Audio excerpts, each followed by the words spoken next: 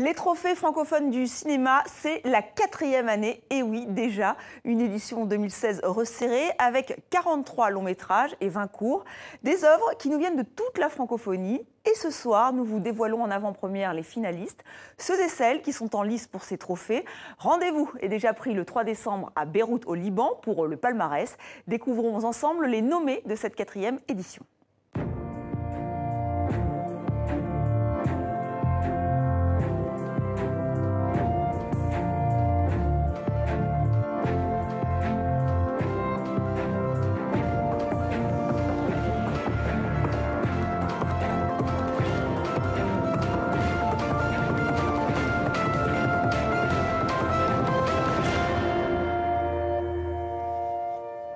Bienvenue, vous êtes sur TV5 Monde et vous avez bien raison. Vous allez découvrir en avant-première le meilleur du cinéma francophone. Des longs métrages, des courts, de la fiction, du documentaire, de l'animation. Toutes ces œuvres sont en lice pour les trophées francophones du cinéma qui sont l'équivalent des Césars en France ou des Magritte en Belgique. Ils sont juste un tout petit peu plus jeunes, nos trophées, 4 ans seulement. Et nous allons donc vous dévoiler les nommés au cours de cette émission spéciale. Alors avec moi sur ce plateau, le tout nouveau président de l'ATF Ciné, l'association des trophées francophones du cinéma. Vous l'avez certainement reconnu, le cinéaste Abderrahmane Sissako. Bonsoir. Bonsoir. Merci d'être avec nous. Alors, vous aviez reçu le trophée francophone du film de fiction pour Timbuktu. Timbuktu qui avait déjà reçu 7 Césars et un prix au FESPACO à Ouagadougou. Et vous avez reçu ce trophée l'année dernière à Abidjan. On le voit, c'est ce très bel oiseau. C'était un moment émouvant pour vous ou pas ? Oui, parce que... Il faut le dire parce que c'était en Afrique. Je pense que quand on est cinéaste africain et qu'on est primé dans son continent, ça a une émotion beaucoup plus forte qu'ailleurs. Donc j'étais surpris, heureux et oui. Voilà, une très belle cérémonie, c'est vrai, à Abidjan, en Côte d'Ivoire. Alors, si j'ose dire, ce soir, c'est Abderrahmane et ses 3 drôles de dames, puisque nos 3 experts sont 3 expertes. Bonsoir à vous. Alors, vous êtes critique, cinéphile. On va commencer avec vous, Daniel Eman. Bonsoir, Estelle. Ravi de vous retrouver. Alors, vous êtes critique de cinéma au journal Marianne et figure de l'émission Le Masque et la Plume sur France Inter. Avec nous aussi Maïssa Issa, bonsoir. Bonsoir. Vous êtes journaliste à France Média Monde. Et enfin, Falila Badamassi, journaliste au site Géopolis à France Télé Info. Merci d'être là. Merci. Alors nous allons découvrir ensemble et commenter donc ces nominations. Et avant de découvrir les premiers finalistes de cette édition 2016, une question encore une pour vous, Abderrahmane Sissako. Vous êtes le nouveau président. Pourquoi vous avez accepté cette tâche, ce rôle ? Parce que j'ai envie de participer, de contribuer à la visibilité d'une cinématographie, d'une partie d'une cinématographie qui est moins visible. Vous savez, la francophonie, c'est pas que la France. Donc c'est aussi c'est le Canada, c'est la Belgique, mais c'est surtout l'Afrique, avec beaucoup de pays francophones qui ont une production cinématographique peut-être pas très importante, en tout cas moins, mais les trophées permettent de mettre la lumière sur des jeunes talents. Donc pour moi, je suis très heureux de pouvoir participer à cela. Donc vous êtes très attentif, notamment au cinéma africain pour cette édition 2016. Oui, pas que africain, bien sûr, hein, mais aux jeunes talents qui naissent un peu partout, mais particulièrement en Afrique, dans les courts-métrages. Donc je suis très content de pouvoir suivre ça. Eh bien, justement, nous l'avons dit, hein, c'est la singularité de ces trophées, c'est la francophonie. C'est aussi son jury. Il est composé de professionnels du 7e art, d'internautes cinéphiles, qui sont tous francophones, francophiles. Ils ont donc regardé les films en compétition, et vous aussi. Alors, 43 longs, 20 courts-métrages. Bravo pour cette performance. Mais bon, comme on aime le cinéma, ce n'est pas très grave. Et donc, comme au cinéma, souvent, on commence avec les courts. C'est la première catégorie que nous allons découvrir ensemble. Il y avait 20 courts-métrages en lice, il n'en reste plus que 5. Les voici.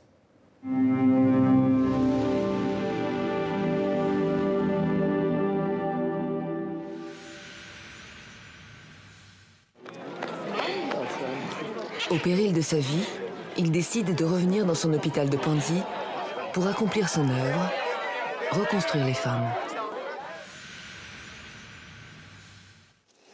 ايش بيك تكذب يا ايش بيك تكذب؟ شنو هي الحكايه نتاعك؟ ايش بيك؟ ما بقول لك صح صح ايش بيك تكذب؟ ايش بيك تكذب؟ C'est un peu dégueu quand même, fais voir. Désolée.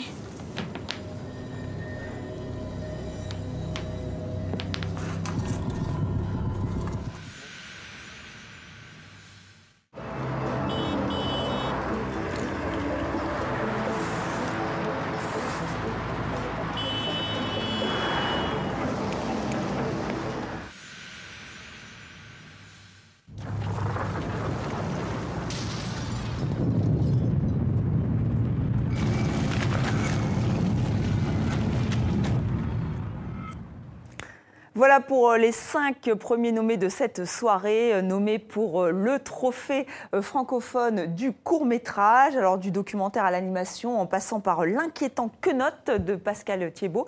Daniel, vous allez nous dire ce que vous pensez de cette sélection. Est-ce que c'est un bon choix et quel est le vôtre? Oui, c'est un choix vraiment passionnant parce que d'une variété extraordinaire. Effectivement, vous avez parlé de Quenotte, petit film d'horreur formidable. J'ai été totalement passionnée par Congo, un médecin pour sauver les femmes. Tout est dans ce titre et c'est un documentaire et c'est quelque chose d'essentiel. Ça vient du Congo, ça parle d'un médecin qui effectivement répare les femmes qui ont été violées. C'est fait avec une précision, une pudeur et une énergie extraordinaire. Oui, sur le docteur Mukwege, voilà, on rappelle, qui a quand même eu un rôle. Réalisé par une Sénégalaise. Réalisé par une Sénégalaise, Angèle Diaban. Donc, film de femmes, il y en aura plusieurs. Et vraiment, c'est passionnant. Et effectivement, je pense que ça aurait pu glisser sur la catégorie documentaire. Ça dure 52 minutes et c'est totalement passionnant. Voilà. Ce qui est long pour un court-métrage, voilà, il faut bien très le long pour un reconnaître. court-métrage et vraiment, c'est quelque chose d'important. Et mon choix s'est porté sur un étrange petit objet de 12 minutes. Ça s'appelle Waves 98. C'est un film libanais. C'est un film qui mêle animation et images réelles. Et la figure mélancolique d'un adolescent en images d'animation. Et c'est Beyrouth en 98, Beyrouth aujourd'hui. Et c'est quelque chose de très touchant parce que c'est à la fois l'inquiétude, l'angoisse, rien ne change et tout a changé. Et c'est l'angoisse et l'espérance. Et c'est très, très beau. Et ça s'appelle Waves 98. Tout à fait d'accord. Et c'est Elie Daguerre qui a fait ça. Et c'est très beau. Et c'est votre choix. Et c'est vrai mon qu'il choix. a eu la Palme d'Or à Cannes. Et il a la Palme d'Or donc du court-métrage à Cannes. C'est un signe de qualité. Et je rappelle que c'est le Liban qui va accueillir les trophées francophones mais c'est pas du pour cinéma. ça Mais que ce n'est j'ai pas choisi. pour ça. On l'a bien compris. Abderrahmane Sissako, vous aussi, vous avez été ému par ce film, ce court-métrage? Oui, absolument, parce que j'ai eu la chance, quand je présidais le jury de Cannes, de la Ciné-Fondation, que le film était en compétition, il a eu la Palme d'Or, et j'ai été bouleversé qu'un film d'animation vienne d'un endroit aussi pas éloigné, mais qui a des difficultés. Il n'y a pas d'industrie du cinéma au Liban, mais que des jeunes arrivent de façon vraiment méticulée à créer comme ça. Et ça, on voit souvent dans le cinéma libanais, que l'empreinte de la réalité du pays, de la souffrance du pays, et c'est montré de façon magistrale. Et voilà, donc je suis très content qu'il soit nommé. Nous verrons. L'imprimature d'Abderrahmane, mais tout à fait agréable. Mais on comprend bien pourquoi. Donc nous verrons s'il est sacré donc le 3 décembre à Beyrouth, au Liban. Donc vous êtes unanime sur ce court-métrage. Et père aussi de Lofty. Oui, mais alors là, vous allez. Voilà, il y en a 5 qui sont tous à la main. Je sens que vous allez tous les décrire parce que vous les avez tous vus. Merci à vous. J'ai été interdite. Pas du tout, absolument. Il n'y a pas de censure sur TV5 Monde. Donc on va maintenant s'arrêter sur la catégorie second rôle. Alors je ne sais pas vous, mais c'est vrai que je préfère la version québécoise, c'est la catégorie acteur de soutien, parce que c'est vrai que second rôle... C'est une bonne formule. Oui, je trouve que c'est une très belle formule que l'on doit à nos amis québécois. Et honneur aux dames et aux demoiselles, donc aux actrices. Quelles sont les actrices de soutien qui ont retenu l'attention de notre jury, le jury des trophées francophones? Nous les découvrons ensemble.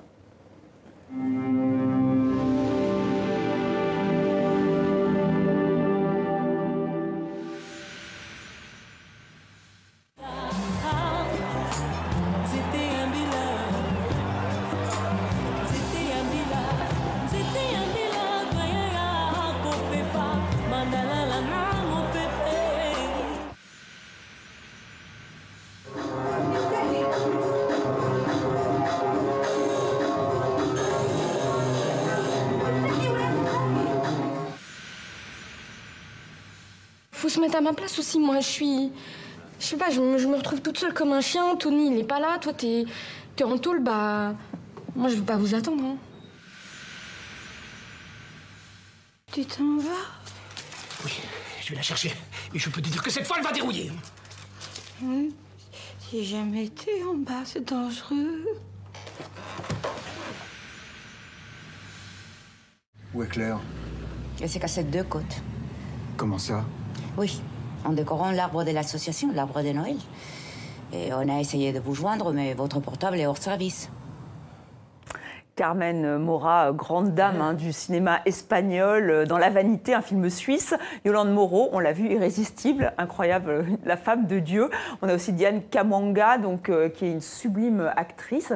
Maïssa, vous avez pu choisir avec ces magnifiques actrices? J'ai pu choisir, mais avec un peu de difficulté. Mais je vais être très franche, en fait, c'était tellement splendide de revoir Yolande Moreau. J'avais vu le film plusieurs fois. Et je suis très, très sensible à son être, en fait, on va dire, et à sa présence en règle générale, que ce soit Séraphine quand elle avait joué ou quand La Mer monte. Elle a une telle intériorité, une telle beauté que j'ai succombé. Même si j'ai été très touchée aussi par Sarah Forestier, parce que elle était, elle aussi, d'une justesse dans le rôle de cette mère, complètement décomposée, complètement hystérique, complètement triste, complètement touchante. Mais la jeunesse est là encore chez Sarah Forestier. On sent dans son jeu, effectivement, ce chemin peut-être encore à faire par rapport à Yolande Moreau qui a une assise dans son rôle, une vraie intériorité. Et puis c'est des femmes aussi qui m'ont touchée parce que je commençais par ça en fait. Ce qui m'a beaucoup touchée dans ces trophées, c'est la présence féminine en fait. C'est vraiment quelque chose qui me bouleverse et peut-être qu'on aura l'occasion de le redire, mais la présence féminine dans son sens le plus large. Et c'est ce qu'elle représente, Yolande Moreau, en étant la femme de Dieu. Parce que finalement, dans ce monde dans lequel nous vivons aujourd'hui, c'est un message avec beaucoup d'humour, elle l'interprète avec beaucoup de distance, elle le déploie, mais il y a un fond qui est beau, qui est magnifique, qui est vrai, le rôle de la femme aujourd'hui. Non, mais c'est vrai que Yolande, c'est le Deus ex machina. Oui. En plus. Non, mais c'est vrai qu'elle aurait pu aussi être nommée dans la catégorie de la meilleure interprétation féminine, Yolande. Non, parce que son rôle est court. Il est essentiel, mais il est court. Et il est silencieux. Elle dit très peu de mots. Oui. C'est pour ça que j'ai vraiment succombé. J'ai longtemps hésité entre les deux, mais j'ai vraiment succombé pour elle. Elles sont toutes magnifiques. Oui. En plus, c'est vrai que c'est compliqué. Et là encore, ce sont les 5 nommés, car il y avait énormément d'actrices, effectivement, dans cette sélection. Alors, on va passer, évidemment, à leur pendant masculin. Quels sont les acteurs? Alors, libanais, belges, français, québécois, congolais. Je m'arrête là, tant la francophonie est vaste. Quels sont ces acteurs qui ont su convaincre notre jury? Voilà, nous allons les découvrir tout de suite.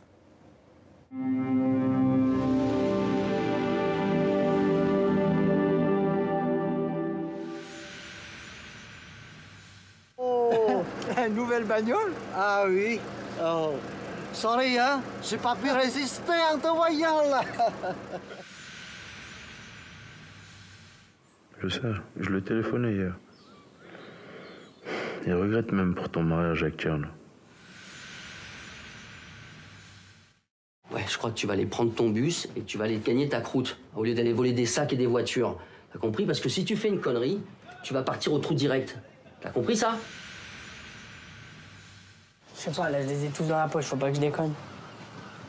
Tu avais dit avant Noël. Faut voir.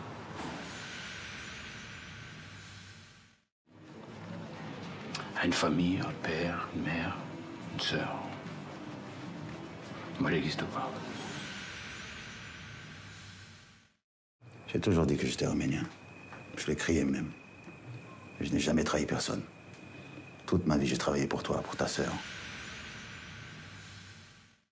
إذا الشغلة منك شايفتيها نعم أنت فاهم الفكرة أنا عم بفهم الفكرة بس إذا الشغلة منك شايفتيها مش يعني منها موجودة نعم يلا 7 nommés en lieu et place des 5 habituels. On sent que notre jury francophone, francophile, cinéphile a eu du mal à se prononcer. Alors Falila, vous comprenez... J'ai très bien compris qu'ils aient du mal à se prononcer, mais j'ai un petit faible en général pour Benoît Magimel. Et là, c'est un duo d'acteurs stupéfiants dans La Tête haute. Benoît Magimel et Aude Parado, ils ont d'ailleurs tous les deux eu des Césars. Meilleur espoir pour Aude Parado, meilleur acteur dans un second rôle au César. Prestation éblouissante, ce face-à-face, ce duo de cet éducateur qui fait tout pour sauver ce jeune à la dérive est magnifique. Encore une fois, on découvre un talent et puis c'est la confirmation d'un autre, celui de Benoît Magimel, qui est absolument émouvant dans ce film. Bon, j'ai toujours craqué pour lui, je continue. Mais effectivement, on a eu du mal à choisir. Et puis, petite mention aussi pour Simon Abkarian dans une histoire de fou. Je trouve qu'il joue le rôle d'un père tout en retenue face aux engagements de son fils. Et il y a une scène magnifique, je vais pas la raconter parce que c'est un gros spoiler, mais je trouve qu'à ce moment-là, il y a une intensité chez lui qui m'a émue. J'étais émue aux larmes quand j'ai... Donc on a eu des acteurs masculins magnifiques. Et puis forcément, il faut choisir. Donc ce sont des mentions, ce ne sont pas des coups de cœur. Hein, j'ai adoré tout le monde. C'est qui souvent le cas. Bon, spoiler, c'est interdit. Oui, hein. voilà. On n'a plus le droit. On n'a Voilà. plus le droit. Voilà. Donc, ça serait de dévoiler cette magnifique scène qui a retenu votre attention. Et effectivement, Benoît Magimel a déjà reçu le César du meilleur second rôle pour ce film d'Emmanuel Berco. Donc pourquoi pas un trophée francophone du cinéma. Vous partagez ce commentaire de Falila ? Absolument, moi j'ai été très émue, franchement. Ah oui, non, mais en plus, il est totalement investi, voilà. Il est cet éducateur, il est totalement crédible. Je veux dire, et je dois dire tout le monde dans ce film. Oui. Je veux dire, justement, c'est ce qu'il y a Catherine Deneuve est mise en scène. intrépide, je veux dire, une réalisation d'Emmanuel Berco. Berco Vraiment, qui est magnifique. il est formidable. Et je pense qu'effectivement, il n'y a pas de petits rôles ou de grands rôles, il n'y a pas de rôle de soutien ou des rôles principaux. Il y a des rôles et il y a des comédiens. Et c'est un extraordinaire comédien. Il y a une très belle intensité entre eux aussi. Vraiment. Parce que dans leur regard, on a l'impression que c'est un jeu de miroir, en fait. Oui, tout à fait. Ils sont complètement en train de se renvoyer leurs propres histoires tout le temps. C'est magnifique. Voilà, moi, j'avoue un petit faible pour Bouli Lanners, parce que j'aime Bouli Lanners en tant que réalisateur et acteur. Il est assez touchant en détective et père désemparé. Non, mais c'est vrai que c'est mon petit coup de faible. Vous avez le droit. J'ai le droit. Voilà, j'aime beaucoup Bouli Lanners, je le trouve extrêmement talentueux. Et alors maintenant, une question, est-ce le personnage qui fait l'acteur ou l'acteur qui fait le personnage? Parce que finalement, c'est le scénariste qui crée le personnage, l'histoire, et c'est un rôle... Bon, sous-estimé n'est peut-être pas le bon terme, mais en tout cas qui reste dans l'ombre. Et Abderrahmane Sissako, vous êtes réalisateur, évidemment, mais aussi scénariste. Quel est votre regard, justement? Est-ce que c'est important pour vous d'avoir les deux rôles? Non, que ce soit important, non. Moi, je peux faire un film écrit par quelqu'un d'autre et m'approprier une histoire. Je pense que c'est ce que font les acteurs aussi. Ils s'approprient un scénario, ils le transforment, ils vont dans des choses que tu n'as pas imaginées, que tu n'as pas écrites. C'est ce que vous attendez aussi? Oui, c'est ce que j'attends. Moi, je crée une base, j'imagine un personnage, mais je veux que le personnage m'échappe aussi, que quelqu'un se l'approprie, le transforme et m'étonne, m'éblouit comme un spectateur. Alors toute cette sélection en 2016 de films de fiction, qui a donc 43 films, je rappelle, qui nous viennent de toute la francophonie. Il y a de très très belles histoires, très différentes les unes des autres. Et nous allons voir quels sont les scénaristes, hommes ou femmes, qui ont séduit notre jury.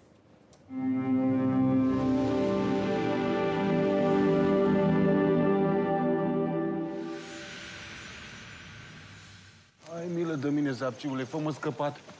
Iuniță! Este poate că ar fine, nu pot să-l măglisesc pe boier. O să-i povestesc eu cum a sărit pe tine paceaura aia de muiere. Până o să auză, o tunde boierul și-l surghinește la mănăstire.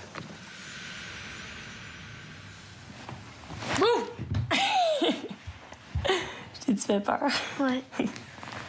T'as-tu trouvé François? Non, je pense qu'il a abandonné. Vas-tu le rejoindre? Oui. Il lui fallait quelque chose pour se relaxer et pour oublier tout ça. C'est pour ça qu'il a eu cette idée d'humanité. Tous ces petits jouets qu'il pouvait regarder souffrir. C'est moi qui vous donne les pilules, dans l'ordre. Et là, je vais rien vous donner du tout. Je ne peux pas. Sans témoin, c'était strictement interdit dans le protocole et vous le savez très bien.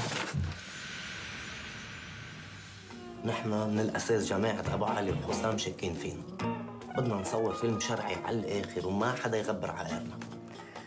Voilà, une drôle d'histoire à la Cohen pour ce film libanais, un western roumain, une relecture du Nouveau Testament. Maïssa Issa, pour vous, quelle est la meilleure histoire? Quel est le meilleur scénariste finalement? J'adore les histoires, alors c'est pour ça que je suis ici. J'adore les histoires et quand on me raconte une histoire et il y a des vrais rebondissements, il y a quelque chose d'autre qui arrive, je succombe complètement. J'avoue que là, il y a eu deux histoires qui m'ont beaucoup touchée, le Nouveau Testament et puis Very Big Shot, l'histoire libanaise. Venant du Liban moi-même, j'ai été très touchée par ce regard décalé, avec beaucoup d'humour, ce texte qui rebondit, ces endroits inattendus, ce traitement de l'histoire libanaise qu'on a vu tant dans le cinéma libanais, souvent un peu dramatique, un peu lourde, un peu... Là, il y a de la distance, de l'humour, il y a une composition, il y a une histoire qui tient la route. Mais si je devais vraiment, encore une fois, succomber, j'adore l'humour qu'il y a dans le Nouveau Testament. J'adore cette histoire complètement dans les nuages, décalée, avec l'humour présent, avec cette idée aussi qui est derrière le scénario, qui est très importante encore une fois, où on questionne le monde, c'est-à-dire qu'on sort du Liban, on sort de Paris, on sort de la géographie et on arrive à un niveau avec de l'humour d'un questionnement humain, la femme et l'homme, et le rôle de ce regard qu'on a sur ce monde-là quand on est homme ou femme, et qui va un peu gérer, qui va un peu mener le monde vers un autre...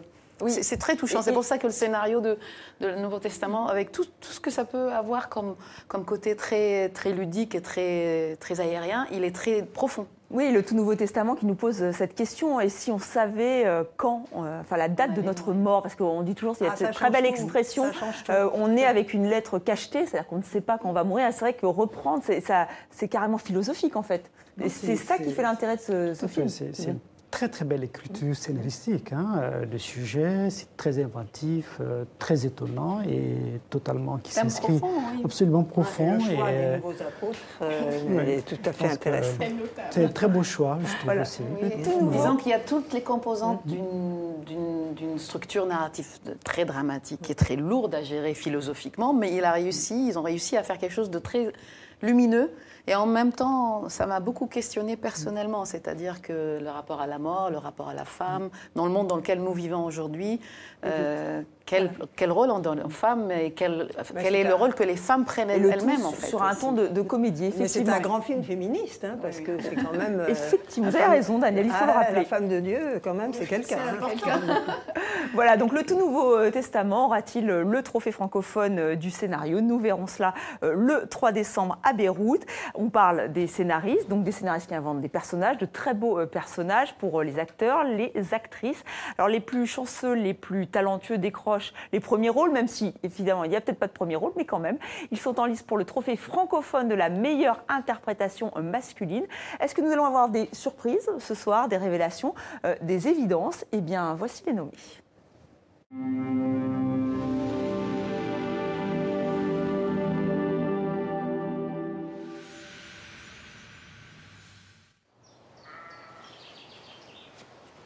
Hai că în 2 ceasuri turcești, eu zic că suntem acasă. Până la Chindi, ajungem.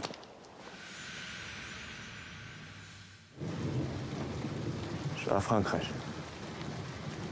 Frankreich. À Maki.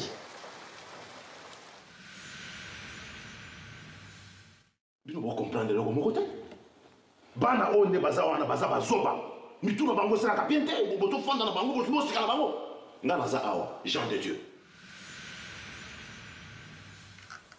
Ah non mais Mel, t'es sûr que c'est de moi, moi? Quoi? T'es sûr que c'est de moi? Je sais pas, t'as peut-être couché avec quelqu'un d'autre. Mais n'importe quoi. Bah j'en sais rien, je te demande. Je me déteste. Alors je dirais jamais ça. Je dirais, je sais pas, déteste ton prochain. Comme tu te détestes toi-même.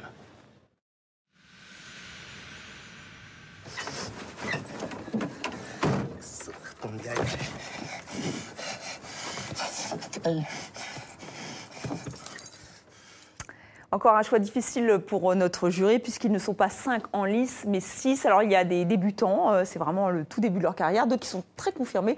Daniel, vous le voyez comment ce choix-là?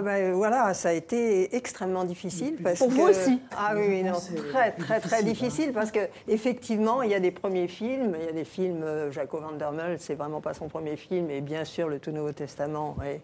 et formidablement interprété. Mais donc, voilà, j'ai eu beaucoup de mal, mais le Benoît Poelvoorde en Dieu, en père fouettard épouvantable, c'est évidemment irrésistible, mais j'ai le sentiment qu'il n'avait pas besoin de nous là.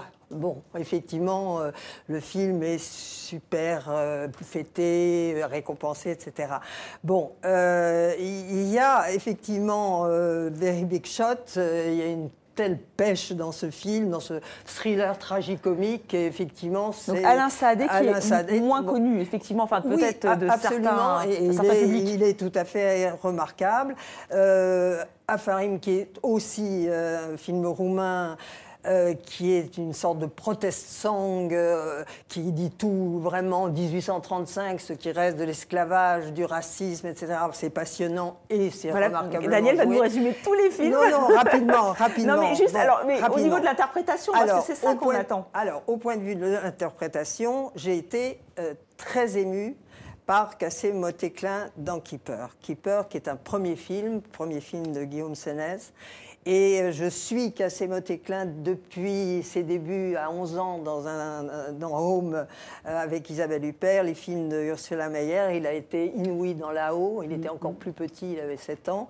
Et il évolue et c'est quelqu'un de tellement sensible, de tellement pudique et de tellement présent que, effectivement, Cassé Motéclin dans Keeper a été pour moi vraiment le premier choix. Et puis, j'ai été totalement bouleversée par un film sans condescendance, c'était quand même une surprise, un film luxembourgeois. Excusez-moi, je ne savais pas qu'il y avait un cinéma luxembourgeois. Ah mais si. Et voilà. Grâce au trophée francophone, on le sait Grâce au maintenant. trophée francophone, on le sait. Et Demain après la guerre, voilà, de Christophe Wagner, film luxembourgeois par les luxembourgeois, avec un sujet extraordinairement fort, les stigmates de l'après-guerre dans un village luxembourgeois. D'accord. Et donc, un interprète qui s'appelle Luc Schiltz, et qui est d'une telle présence, d'une telle vérité, d'un tel engagement dans ce film ambigu où il y a les collabos, les résistants. Donc, Daniel, en fait, on ne va plus donner la catégorie de la meilleure interprétation masculine, car je sens que vous avez été séduite par le talent de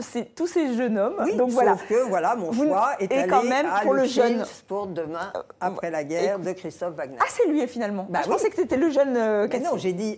D'accord. J'avais le droit de développer un petit peu un deuxième film, donc voilà, j'ai développé un petit peu. Nous savons tout grâce à vous, Daniel. Merci. Donc c'est Luc Schiltz dans Demain après la guerre de Christophe Wagner, Luxembourg. Eh bien, merci pour ce choix, Daniel, et merci de nous avoir parlé de ces films avec autant de passion. Alors maintenant, nous allons découvrir celles qui, elles, sont en lice pour le trophée francophone de l'interprétation féminine. On l'a dit depuis le début de cette émission, il y a de très beaux rôles féminins. Il y a aussi beaucoup de réalisatrices, beaucoup de films au féminin, mais qui ne parlent pas que des femmes. Mais là, nous allons savoir quelles sont ces actrices qui ont retenu l'attention de notre jury.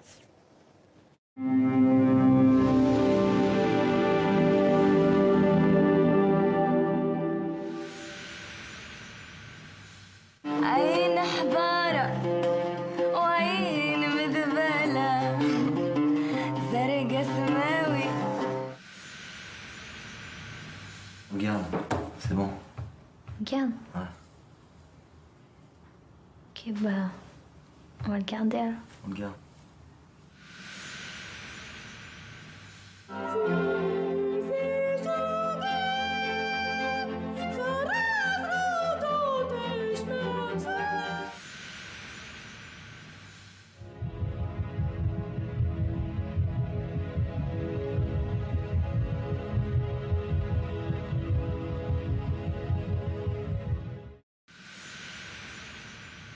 Quoi?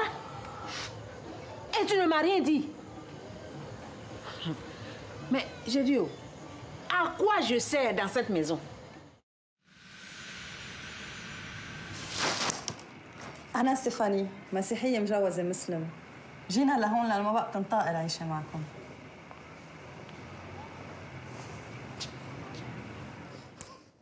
Voilà pour ces actrices nommées. Falila, c'est vous qui avez la lourde charge de donner votre avis. Oui, elles étaient toutes magnifiques, on se répète, mais mention spéciale aux à ces actrices en fait qui reflètent le combat des femmes dans le Maghreb pour plus de liberté en fait. Donc Lubna Abida dans Much Love.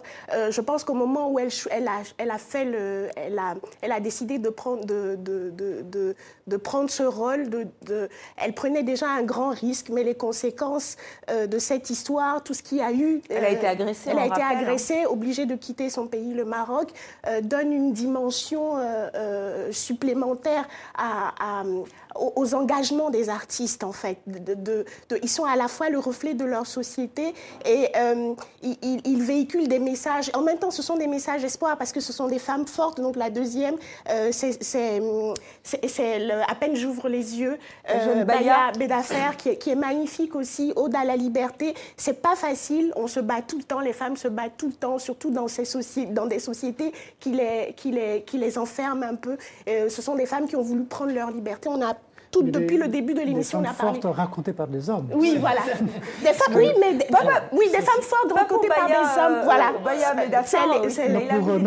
Pour Meshlov. Mais vraiment, encore une fois, hommage à toutes les femmes dans le Maghreb, dans le monde arabe, qui se battent pour avoir plus de liberté, qui revendiquent leur statut d'être humain, tout simplement. Voilà. Et donc, voilà. Je rajouterais, si je peux me permettre, ce qui est très juste aussi, c'est le fait qu'elle reflète la société dans une justesse. C'est-à-dire que dans ce film, il y avait quelque chose qui frôlait le documentaire, c'est-à-dire qu'on n'était pas en train de fabriquer une réalité. Elle existe vraiment. Et on en a beaucoup parlé, effectivement, parce que c'est vrai que ça a marqué. Elle a beaucoup marqué les esprits. On pourra en parler pendant des heures. Et d'ailleurs, peut-être qu'on en reparlera dans d'autres catégories, mais pour l'heure, je vous demande maintenant de découvrir le réalisateur ou la réalisatrice, enfin les réalisateurs qui sont en lice pour le trophée, effectivement, de francophone de la réalisation. Nous les découvrons ensemble.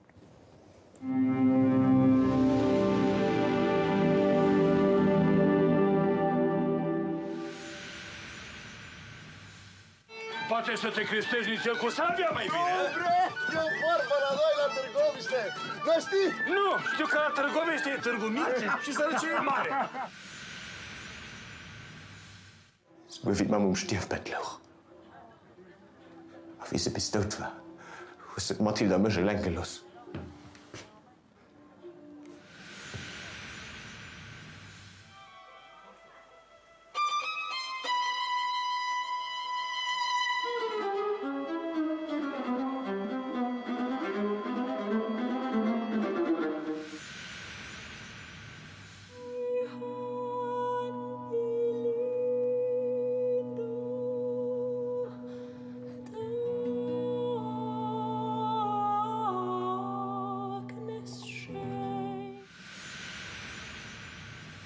Ce soir-là, ta mère s'est lâchée.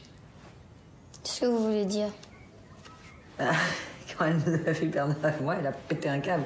Je suis désolée de te dire comme ça, mais il n'y a pas d'autre mot. 5 réalisateurs et réalisatrices donc en lice pour le trophée francophone de la réalisation. Alors on a des films luxembourgeois, roumains, vietnamiens, il y a aussi québécois, belges. Beaucoup de choix, Daniel, mais des réalisatrices quand même Oui, effectivement, sans faire du féminisme hystérique, c'est vrai que c'est très revigorant, très rassurant de voir que dans cette sélection et dans ce choix, il y a beaucoup de femmes cinéastes. Donc je crois qu'il ne faut pas faire de catégorie. Voilà, il n'y a pas des femmes cinéastes et des hommes cinéastes, il y a des cinéastes. Voilà. Et moins il y aura... on remarquera que c'est une femme. Non, mais effectivement, le choix s'est porté beaucoup sur des films de femmes et c'est très réconfortant. Voilà.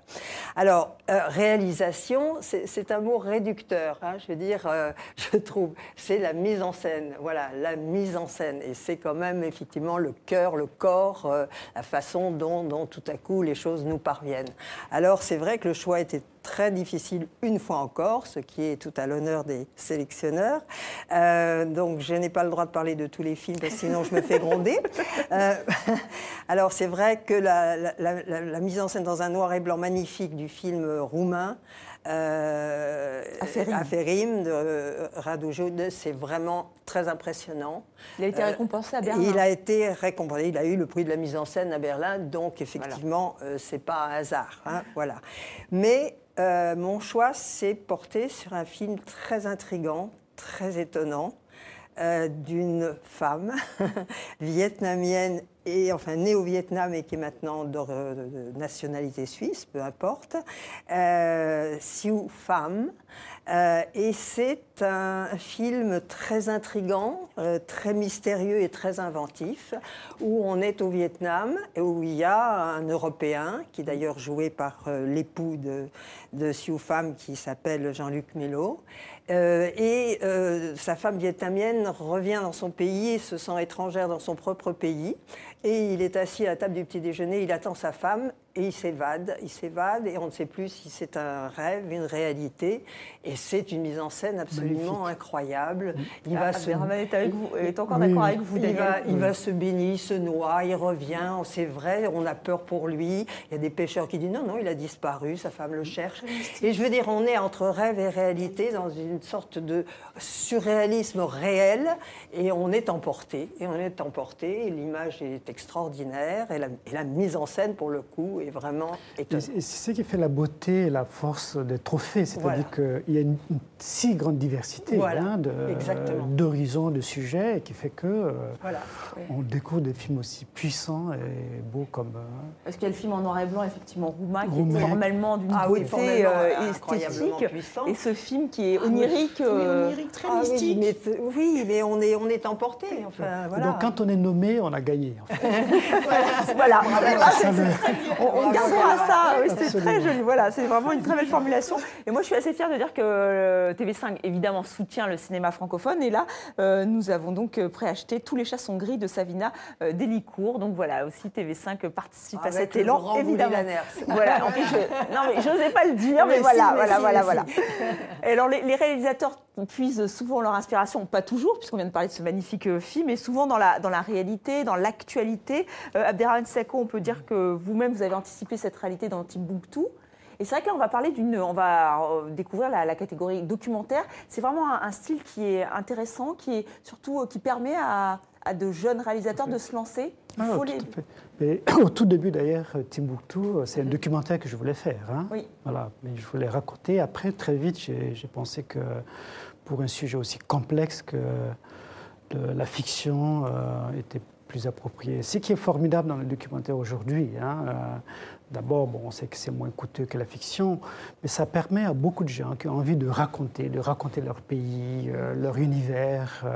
Ils peuvent y aller, parce qu'il y a une démocratisation de l'outil, et qui fait qu'on voit aussi dans le documentaire, dans les pays africains, qu'il y a beaucoup plus de jeunes filles d'ailleurs qui font du documentaire, qui se lancent parce qu'elles ont envie de raconter l'univers autour de moi. Je trouve que le documentaire est vraiment une porte d'entrée, en tout cas. Vraiment plus facile. Puis ça nous raconte l'état du monde aussi, dans l'immédiat, l'immédiat du monde aujourd'hui. Et c'est vrai qu'on rappelle qu'au Congo, Un médecin pour sauver les femmes, on l'a dit tout à l'heure, était un formidable documentaire qui aurait pu être dans la catégorie trophée francophone du documentaire, mais 8 petites minutes ont fait la différence. Falila, on rappelle qu'il y avait beaucoup de documentaires, justement parce que c'est peut-être plus simple, d'ailleurs c'est beaucoup plus simple à financer, qui nous sont arrivés pour cette édition 2016. Et vous, ça a été un peu compliqué de voir tous ces documentaires? Oui, c'est un excellent cru, et en fait, c'est ce que Abderrahmane Sako disait, c'est très pédagogique et ça nous raconte le quotidien de ces réalisateurs, en tout cas de leur pays, de leur vision du monde, des solutions qu'ils peuvent apporter. Il y a un ancrage dans la réalité qui est important, c'est du cinéma aussi, mais en même temps ça nous ramène à nos problématiques quotidiennes, à notre réalité, et ça nous fait découvrir d'autres réalités, d'autres situations, et j'ai trouvé qu'on avait un excellent cru de documentaires cette année. Il y a une notion d'urgence. Absolument. Dans le documentaire qui fait que... Ici et maintenant. Ici et maintenant. Et ça, je trouve que c'est une très grande valeur ajoutée. Le cinéma sert à ça aussi, à se conscientiser. Et là, les documentaires à témoigner. Et ici, le cru qu'on a le fait avec beaucoup de pertinence. Et nous allons découvrir ce cru 2016, les 5 nommés dans la catégorie documentaire.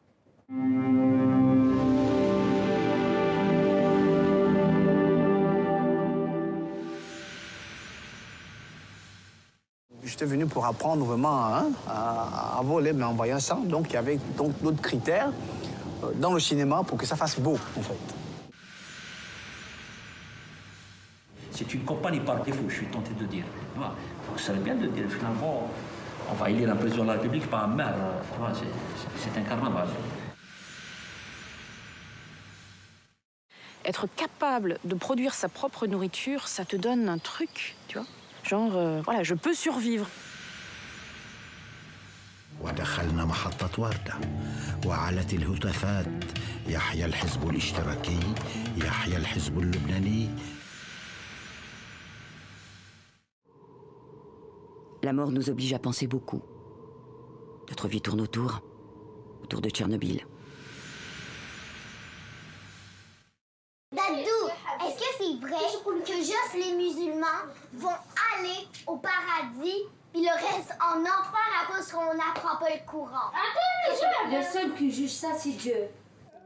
Voilà, c'est vrai que des nommés qui nous montrent la richesse, la diversité de ces documentaires qui étaient présentés pour cette édition de 2016 des Trophées francophones du cinéma. On a vu des sujets sur l'environnement, le pouvoir de la presse, des portraits.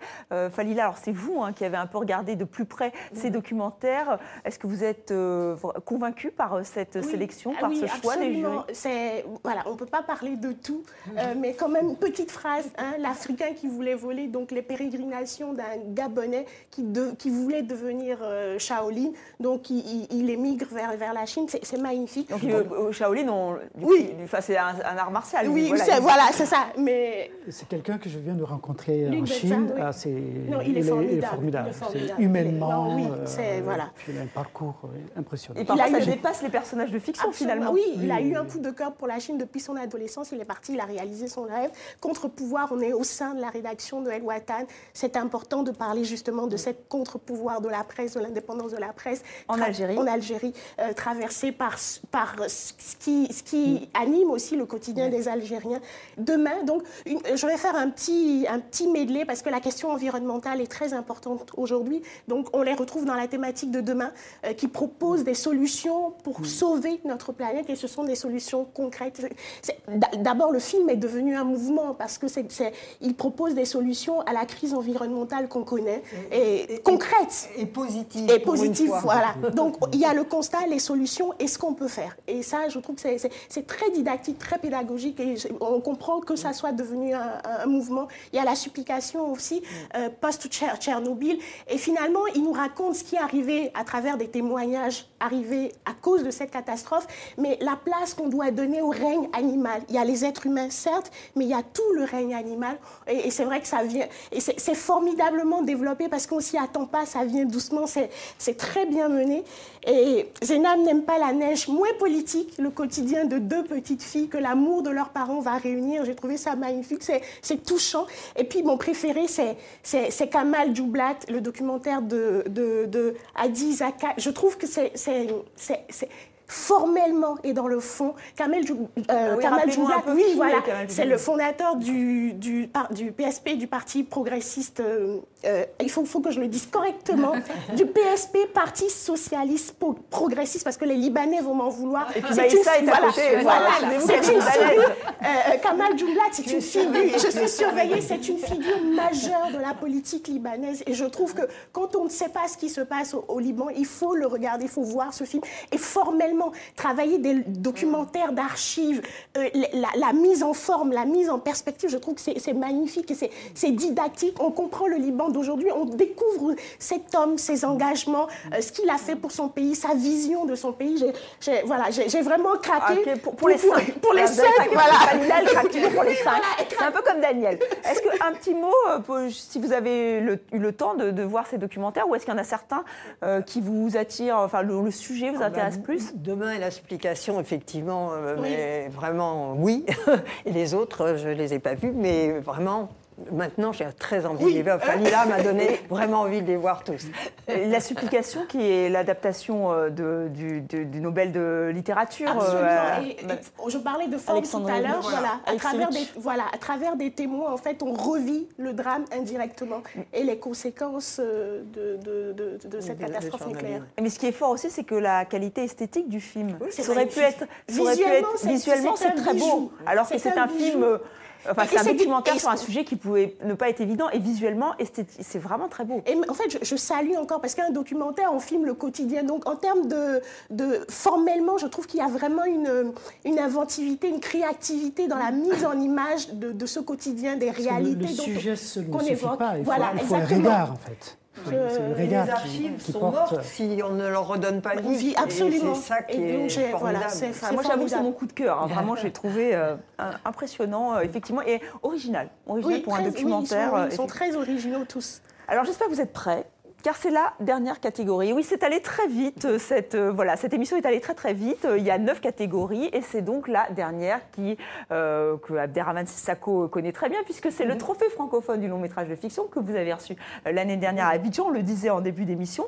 Et sans plus attendre, nous allons découvrir les nommés de cette édition 2016.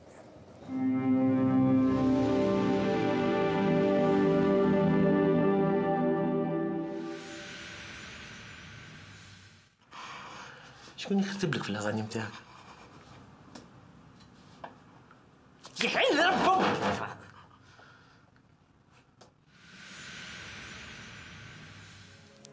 On s'amuse, on rigole, on est heureuse. Cet avion, il va où? Vers une île qui est super loin d'ici.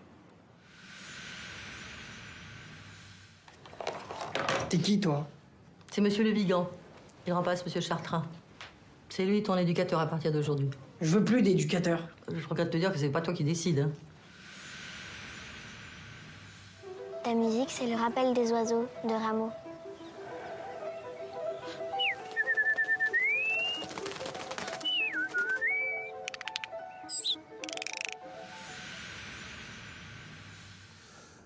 يصوروا بدي وين ذكريات يا اخو الشباب؟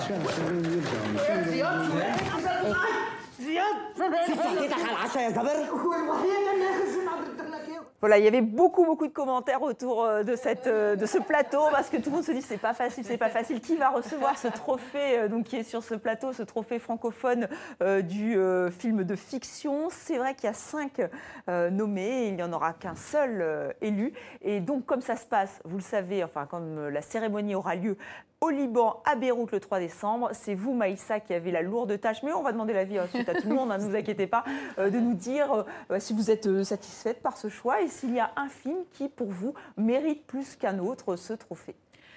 Je suis satisfaite et en même temps, je suis très perdue parce que quand j'ai vu les films, j'étais touchée par tous les films que j'ai vus pour différentes raisons.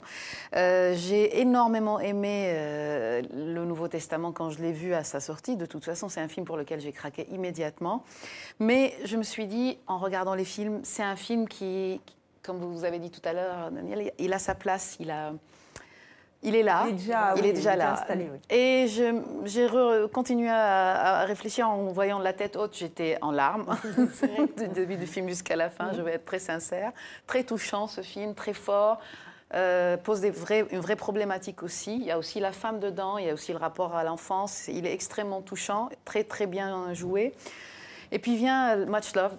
Et là, j'ai craqué. Parce que je me suis dit, on parlait de documentaire tout à l'heure, je trouve que c'est un film qui est à mi-chemin. C'est-à-dire qu'il a un aspect documentaire, il a un aspect fiction, il a un aspect femme qui existe dans le Nouveau Testament, éducation aussi. Donc il englobe dans sa problématique beaucoup de choses avec une capacité de percer immédiatement et d'arriver droit au but. À travers l'aspect féminin, il touche à beaucoup d'autres choses, à l'éducation, à la femme, à la politique, à la société. Donc finalement, je pense que mon choix va vers ce film parce qu'il a réussi à ouvrir des portes d'une manière simple. Film de Nabil Ayouch, on le rappelle. Le film de Nabil Ayouch, Much Love. Et puis c'est vrai que quand on parlait de documentaire tout à l'heure, j'avais envie de dire qu'effectivement n'importe qui aujourd'hui, Abderrahmane Sissako peut prendre une caméra, filmer, n'importe qui avec les outils qu'on a aujourd'hui. Et ce film, il a eu le mérite d'avoir cet aspect, c'est-à-dire une approche de documentaire. Il y a des images magnifiques où on voit la rue au Maroc, on voit les gens d'une manière simple, comme un documentaire. Et en même temps, il y a cette fiction, il y a cette histoire, il y a ces femmes. Donc finalement, oui, je craque. Et puis, un petit mot quand même, je ne vais pas tout faire, mais Very Big Shot. Oui, bon, franchement, en tant que Libanaise, j'ai craqué aussi. Mais j'ai beaucoup hésité, parce que je me suis dit, mais c'est vraiment le Liban, là. C'est vraiment comment il a réussi à donner un autre cinéma, un autre regard sur la société. C'est intelligent, c'est witty, comme on dit en anglais, c'est attendu. Il y a un côté très aussi, les frères Cohen, un peu burlesque, voilà. C'est drôle avec des personnages étonnants. Mais si je devais choisir, malgré mon envie d'en encourager le cinéma libanais, j'irais quand même vers Much Love. Voilà, Much Love.